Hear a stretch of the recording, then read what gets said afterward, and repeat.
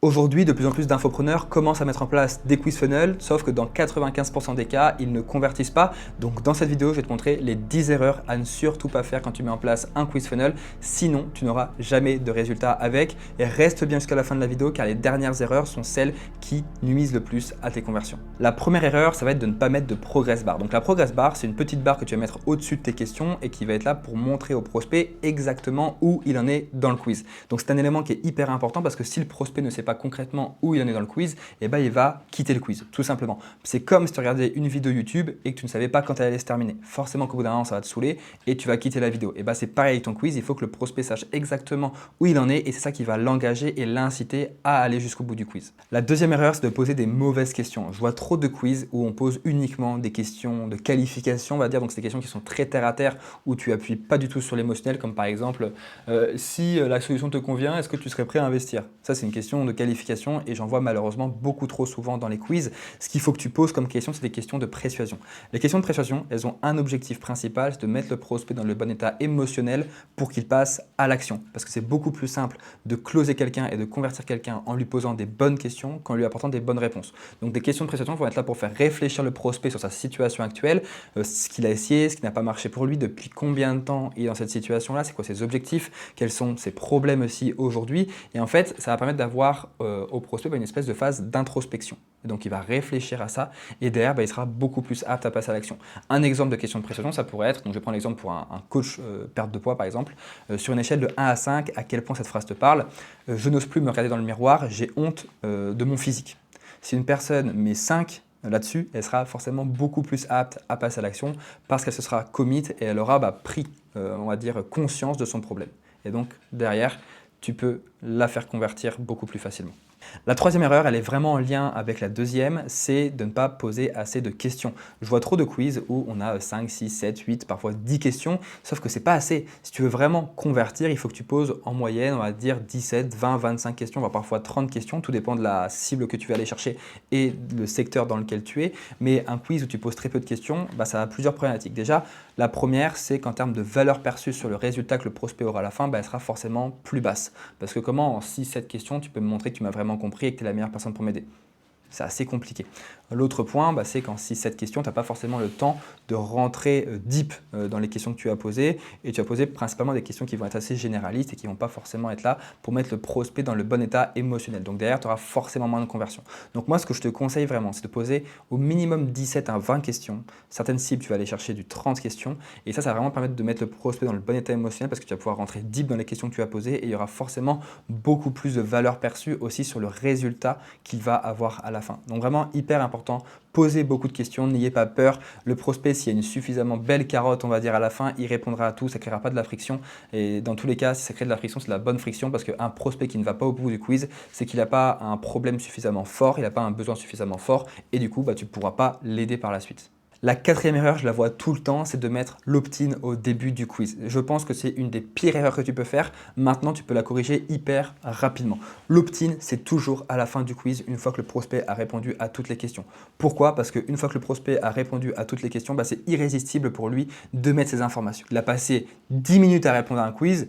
Bien sûr qu'il va mettre ses informations. Nous, tu vois, par exemple, sur de l'opt-in, on a un taux d'abandon qui va être à peu près à 10-12% sur l'opt-in à la fin. Parce qu'en fait, le prospect s'est tellement engagé qu'il est là en mode, en fait, je veux découvrir mon résultat. Je veux mon résultat. Donc, il va mettre ses informations, il va mettre ses vraies informations aussi.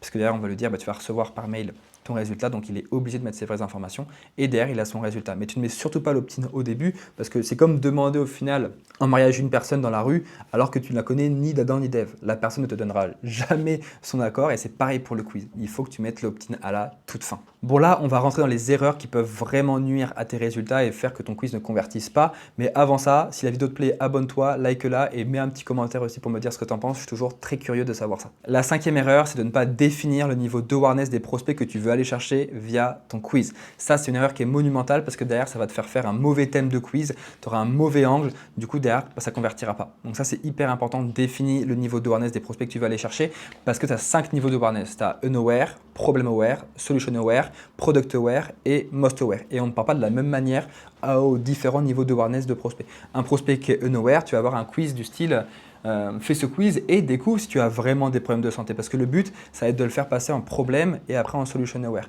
Pour un prospect qui est problème ou solution aware, tu peux faire un quiz de style découvre le frein qui t'empêche d'atteindre X, Y, Z, découvre ton plan d'action personnalisé pour réussir X, Y, Z, etc. etc.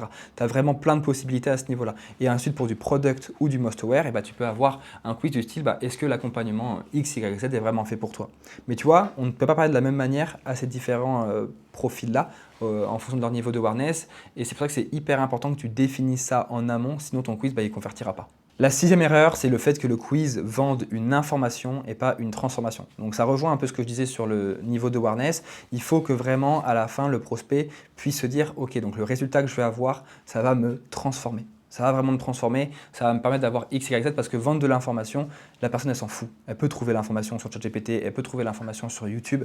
Donc vraiment hyper important de vendre une transformation et pas une information. Là, on arrive sur les pires erreurs à faire et la septième erreur, c'est que les ads soient mauvaises. Si les ads sont mauvaises, tu auras beau avoir le meilleur quiz du monde, tu ne convertiras jamais tout simplement parce que le trafic que tu enverras sur ton quiz ne sera pas bon. Ça, c'est vraiment hyper important à prendre en compte. Le quiz, il va être là pour mettre de l'huile sur le feu, pour qualifier encore plus les prospects et aller chercher beaucoup plus de conversions qu'un funnel classique. Maintenant, si tes ads ne sont pas bonnes, tu n'auras jamais de résultat. Et ça, c'est hyper important à prendre en compte. Il y a trop de personnes qui se disent, tiens, juste en mettant un quiz, je vais avoir plus de résultats, je vais avoir plus de rendez-vous qualifiés, etc. Non, non, non, non, non. Si tes ads ne sont pas bonnes, tu n'auras jamais de résultats. Donc vraiment, faites bien attention à ça. Il faut que les ads soient bonnes. Il faut qu'elles soient corrélées aussi au budget que vous comptez mettre chaque mois en ads. Ne faites pas 20 ads si vous comptez juste dépenser 400 € sur le mois. Non. Il faut que ce soit corrélé à ça en termes de quantité.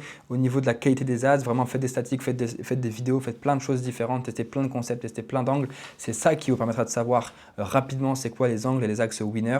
Et du coup, derrière, vous allez pouvoir dupliquer et aller chercher plus de résultats de manière prédictible. Et donc ça, c'est le top. Maintenant, la huitième erreur, c'est de ne pas avoir un bon copywriting. Je vois beaucoup trop de quiz où le copywriting est absolument catastrophique, que ce soit au niveau de la LP, donc la headline, le header, les bénéfices, etc.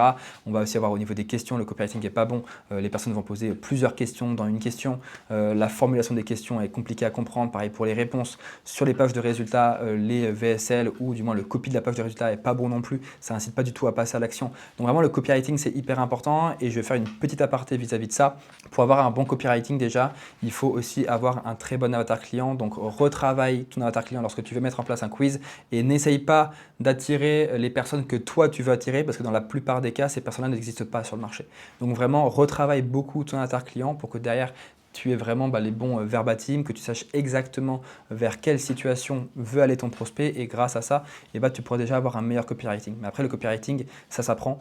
Donc, il y a plein de formations comme celle par exemple et d'accompagnement, comme celle de Charles Barra avec Copyhouse, celle que j'ai faite en particulier et qui m'a permis pour le coup d'avoir un excellent niveau de copywriting et du coup de créer des quiz qui convertissent. La neuvième erreur, c'est d'avoir une VSL qui est généraliste à la fin du quiz. J'ai vu beaucoup de quiz qui faisaient 10 questions et à la fin, on avait toujours la même VSL. Ce qu'il faut absolument que tu fasses, c'est que du coup, en fonction des profils que tu vas définir dans ton quiz, il faut que tu aies une VSL différente. Attention, il ne faut pas que tu fasses des VSL trop longues, c'est des VSL qui doivent faire entre 5 à 10 minutes grand maximum, mais il faut que tu fasses du personnalisé parce que sinon, le prospect ne va pas te faire confiance et donc derrière, il ne passera pas à l'action. Donc si tu as 4 profils différents, il faut que tu fasses 4 VSL différentes. La dixième et dernière erreur, c'est de ne pas faire assez d'A/B test. Vraiment, lorsque vous lancez le quiz, il faut que vous A/B testiez en permanence, que ce soit l'ALP, la headline, les questions, les hooks des VSL, le CTA, etc. Enfin, il faut que vous testiez plein de choses pour réussir à comprendre ce qui fonctionne sur le marché. Parce que le marché, lorsque vous faites des A/B tests, va vous envoyer de la data. Et cette data, vous allez pouvoir l'interpréter pour faire des optimisations et pour améliorer le quiz, ce qui va permettre par la suite d'avoir beaucoup plus de pérennité et d'avoir des résultats qui sont beaucoup plus stables. Donc vraiment, A/B tester en permanence. C'est un des plus gros conseils que je peux vous donner ici. Si vous A/B testez pas et que vous laissez le quiz comme ça tourner pendant 2 semaines, 3 semaines sans rien faire, il ne faut pas s'étonner que vous n'avez pas de résultat. Nous, ce qu'on fait la plupart du temps, c'est que dès qu'on lance le quiz, on a déjà un A/B test qui est fait. Donc, on a une baseline et un variant. Et le premier A/B test qu'on fait, si ça peut t'aider, c'est qu'on teste un quiz avec LP et sans LP. Voilà. Comme ça, là, tu as ton premier A/B test et il faut que tu le fasses le plus rapidement possible pour avoir un maximum de data et pour pouvoir optimiser le plus rapidement possible afin d'aller chercher un maximum de résultats. Bon, on arrive à la fin de la vidéo, mais avant que tu partes, j'ai un dernier petit conseil à te donner, c'est qu'au lieu de mettre un bouton pour booker un call sur la page de résultats, embed directement ton calendrier, donc ton iClose ou ton Calendly, tu vas avoir beaucoup plus de conversions. Maintenant, si tu as la flemme de mettre en place toi-même ton quiz funnel ou que tu veux mettre toutes les chances de ton côté pour réussir à avoir un maximum de résultats avec ton quiz funnel rapidement, on peut se prendre un court appel. C'est le premier lien en description. Le but de cet appel, c'est que je puisse comprendre ton avatar client, ton offre, ton marché. Et puis, si je vois que le quiz fit bien avec ton activité et ce que tu proposes, et uniquement dans ce cas-là, je te montrerai comment on peut bosser ensemble. Donc, c'est le premier lien en description. En tout cas, j'espère que la vidéo t'a plu et on se dit à très vite pour une toute nouvelle vidéo. Allez, ciao, ciao.